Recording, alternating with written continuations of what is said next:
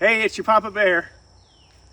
Imagine that you're responsible for millions and millions of dollars of other people's money and the market starts to go through a decline. How are you going to manage through that process?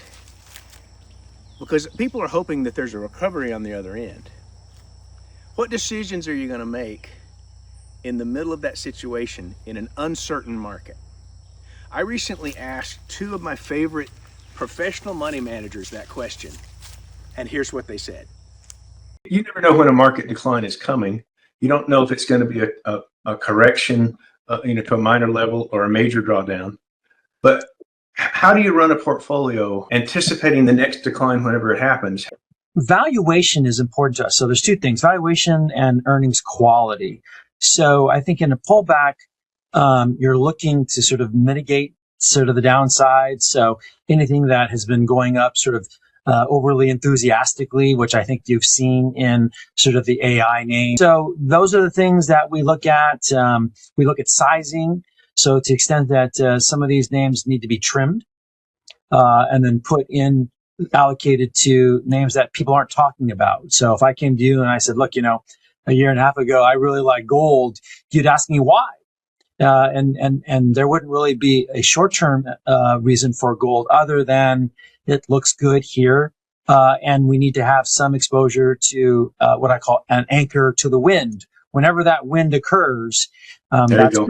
So we're not really forecasting, but we do know that the market does have these ups and downs. So when the market's trading high, it's a great time to start thinking about, well, what happens if there's a turnaround or some type of geopolitical shock.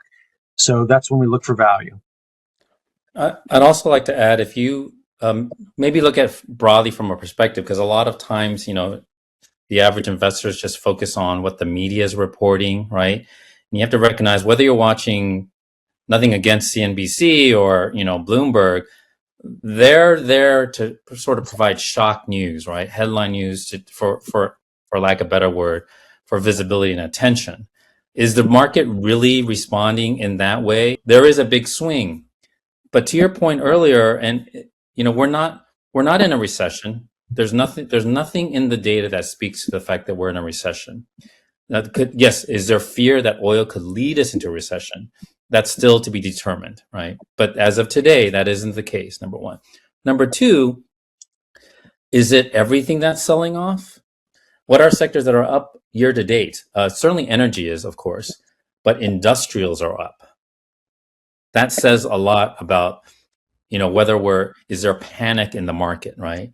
So there's a lot of other sectors that are not, it's not a broad sell-off is what we're saying, right? And there are pockets of where we're seeing value in that.